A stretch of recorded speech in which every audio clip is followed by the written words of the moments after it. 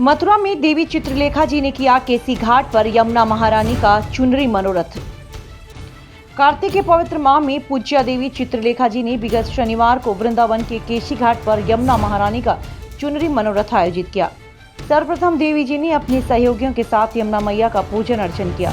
तत्पश्चात भगवान श्री राधे गोविंद को नौका विहार कराया गया। सैकड़ों मीटर लंबी आकर्षक साड़ियों को आपस में जोड़कर सुसज्जित दर्जनों नावों के माध्यम से यमुना के एक तट से दूसरे तट तक ले जाया गया। दृश्य इतना मनोहारी लग रहा था मानो यमुना जी रंग बिरंगे वस्त्र ओढ़कर अपने भक्तों को दर्शन दे रही हो। कार्यक्रम की यजमान अमेरिका से चंद्रिका बेन डिजिटल माध्यम से इस समस्त आयोजन से जुड़ी रही। नौका विहार की मुख्य सेवा रूप मंजरी तथा मयूरी की रही।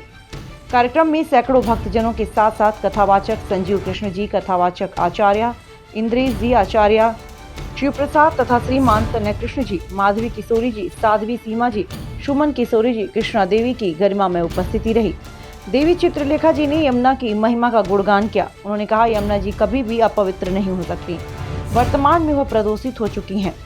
प्रशासन तथा आम जनमानस को मिलकर साफ स्वच्छता का ध्यान रखना होगा, जिससे यमुना जी को पुराने दिव्य स्वरूप में वापस लाया जा सके। कार्तिक माह में पवित्र नदी में स्नान करने का विशेष महत्व है। कार्तिक मास में यमुना जी की विशेष पूजा की जाती है।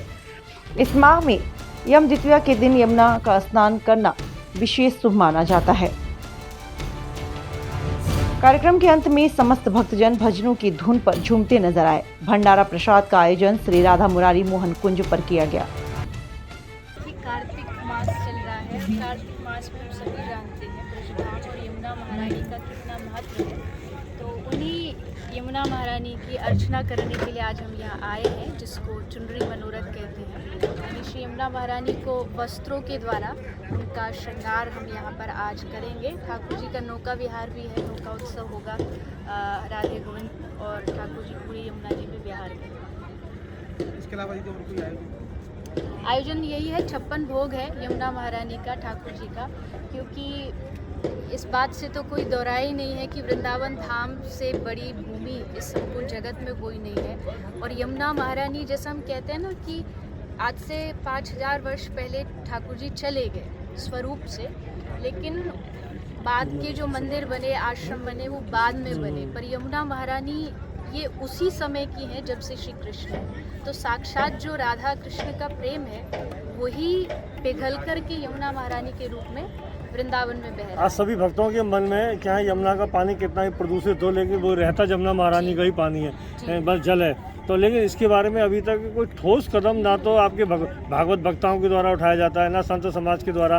केवल थोड़ा बहुत आंदोलन किया, थोड़ा बहुत आपने भागवत में बोल दिया कि शुद्धिकरण होना चाहिए, उसके बाद सब मतलब नहीं कि नहीं रह जाता। इसके बारे में आपने क्या सोचा है? पहली बात तो ये है कि यमुना जी अस्वच्छ हो सकती है लेकिन अपवित्र नहीं हो सकती। यमुना जी की पवित्रता को कोई कभी वो अक्षुण्ण है, इसलिए लोग आते हैं, भले कितनी भी इसमें गंदगी पड़ी हो, लेकिन भाव है। रही बात अगर यमुना जी की शुद्धि के लिए, तो मुझे नहीं लगता कि वृंदावन धाम में जितने भी संत महापुरुष या वक्ता रहे हैं, उन्होंने कहीं भी अपने प्रयास में, कोशिश में कोई कमी छोड़ी है। जैसा आपने कहा, कथाओं के माध्यम से तो हम लोग प्रयास करते ही करते हैं, आंदोलन हुए बहुत सारे, लेकिन हम ये भी जानते हैं कि जो सरकार के कुछ नियम होते हैं वो कहने में कुछ और होते और करने में कुछ होते। यात्रा दिल्ली तक गई, पूज्य श्री रमेश बाबा जी महाराज इसका प्रतिनिधित्व कर रहे थे। वहाँ ये भी कह दिया गया कि शुद्धि होगी, कार्य होंगे, लेकिन उसके बाद फिर उस पर कितना अमल किया गया वो शायद अभी तक देखने को नहीं मिला है। जैसे गाय की बात करें, गाय की रक्षा के लिए हम लोग आवाज़ उठाते, प्रयास करते हैं, तो प्रयास में लगे हुए हैं। ठाकुर जी कृपा करें, संतों का आशीर्वाद हो तो बहुत जल्द यमुना जी शुद्ध। कहाँ से भक्त आए हैं आज भक्त बहुत जगह से आए हैं, दूर से आए हैं। अपने क्षेत्र के तो है ही, गुड़गांव, दिल्ली, बिहार, और मुख्य रूप से इस आयोजन की जो यजमान है वो अमेरिका से एक माता जी हैं, चंद्रिका माता जी, उनके द्वारा इसका संपूर्ण आयोजन, उनका भाव था और फिर ये आ रहा है।